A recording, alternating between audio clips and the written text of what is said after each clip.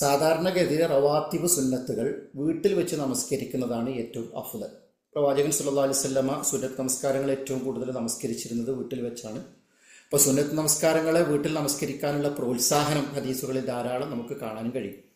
എന്നൊരാൾ വീട്ടിൽ വെച്ച് നമസ്കരിക്കണം എന്ന ഉദ്ദേശത്തിൽ അയാൾ വിചാരിച്ചു. പക്ഷേ പള്ളിയിൽ വെച്ച് തന്നെ ആ ഇശാ നമസ്കാരത്തിൻ്റെ റവാത്തിബ് സുന്നത്ത് അയാൾ നമസ്കരിച്ചിട്ടുണ്ട് എങ്കിൽ ആ നമസ്കാരം അവിടെ അവസാനിച്ചു. പിന്നീട് അയാൾ വീട്ടിൽ വെച്ച് നമസ്കരിക്കേണ്ട ആവശ്യമില്ല.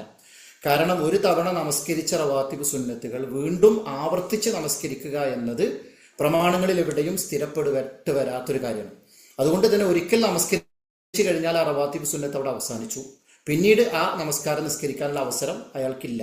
എന്നാൽ മറ്റു സുന്നത്തുകൾ, നവാഫിലുകളായിട്ടുള്ള മറ്റു സുന്നത്തുകൾ വീട്ടിൽ വെച്ച് അദ്ദേഹത്തിന് നമസ്കരിക്കാവുന്നതാണ്. അതിന് പ്രത്യേകമായി മുത്തലക്കുകളായ സുന്നത്തുകൾ വുളു എടുത്തതിന് ശേഷം, അതുപോലെ തന്നെ ബാങ്ക് കേട്ടതിന് ശേഷം ഒരു കാരണം ഇല്ലെങ്കിൽ പോലും വീട്ടിൽ വെച്ചിട്ട് അദ്ദേഹത്തിന് സുന്നത്ത് നമസ്കാരം എത്ര വേണമെങ്കിലും നമസ്കരിക്കാം. അത് പുണ്യകരമായ കാര്യമാണ്. എന്നാൽ റവാത്തിബുകളായി പഠിപ്പിക്കപ്പെട്ട നമസ്കാരത്തിൽപ്പെട്ട നമസ്കാരം അത് ഒരു തവണ നമസ്കരിച്ചു കഴിഞ്ഞാൽ അത് അവിടെ അവസാനിച്ചു.